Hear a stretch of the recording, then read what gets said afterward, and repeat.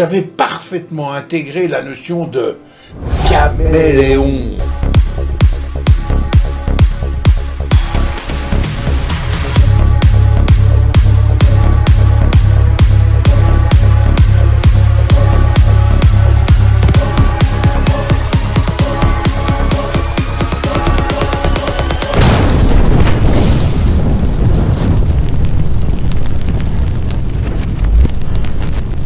On se retrouve pour ce débriefing qui fait suite à une mission forte en décibels, à la poursuite d'une Ferrari.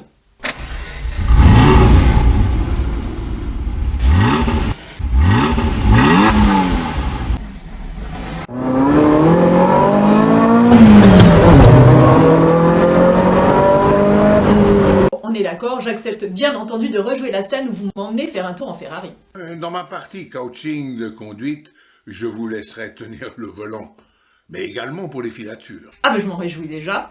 Éclairez-nous sur cette profession méconnue. Être détective privé de nos jours, c'est quoi? Je précise que la mission que je viens de raconter était une mission accomplie dans le cadre des unités spéciales. Pour en revenir aux détectives privés aujourd'hui, c'est une profession qui a beaucoup évolué. Mais regardez, nous parlons depuis quelques secondes et j'ai déjà pris 3 photos de vous. Et je m'en suis même pas rendu compte.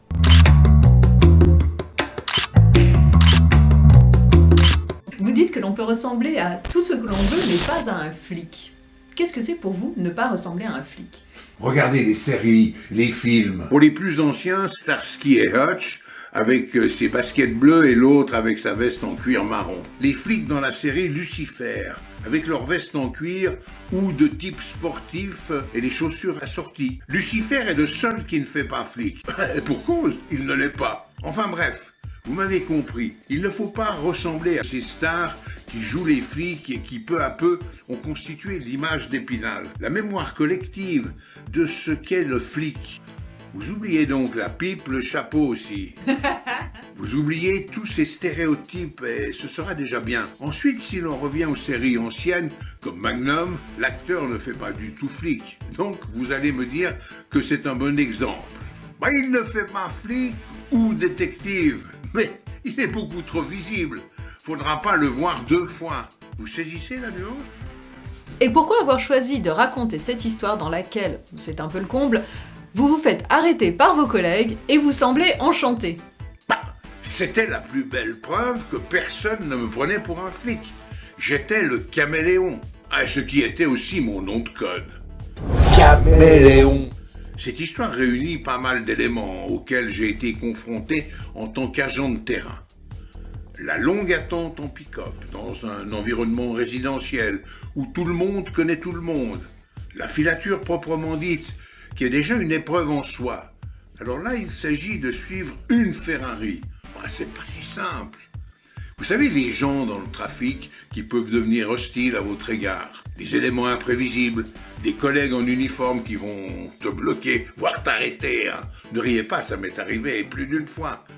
Je me rappelle, j'étais dans un quartier à l'environnement hostile, ce qui justifiait une présence policière en uniforme. Eh bien, j'ai préféré me laisser embarquer au poste plutôt que de montrer mon insigne de police, ce qui aurait mis en péril la mission. Vous m'avez dit que dans toute femme, il y a un détective qui sommeille. Ça veut dire que si moi je veux suivre quelqu'un pour savoir où il va, ou peu importe la raison, je peux le faire. Oui, allez-y.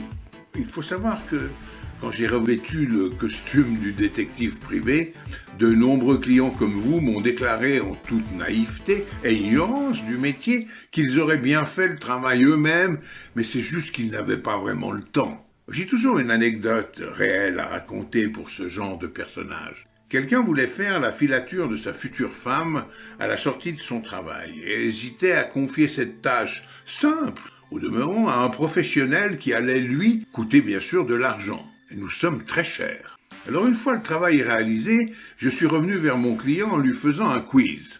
Je lui ai dit « Voici comment les choses se sont passées. Votre femme est sortie du bureau. Elle a pris le tram. Qu'auriez-vous fait ?» Il me répond « Eh bien, j'aurais pris le tram. » D'accord. Ensuite, elle est descendue pour attendre à un arrêt de bus où il n'y avait pas grand monde. Qu'auriez-vous fait ? Il me répond que, bien, j'aurais attendu au même arrêt de bus. Je lui ai signalé que c'était alors sa dernière chance de la suivre, d'autant qu'elle l'avait peut-être déjà vue dans le tram. Il ne m'a pas compris.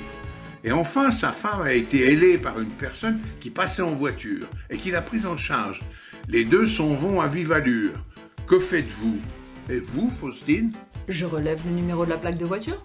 Ah, c'est pas mal vu, ça. Le client n'y avait même pas pensé. Et qu'est-ce qu'il vous a répondu?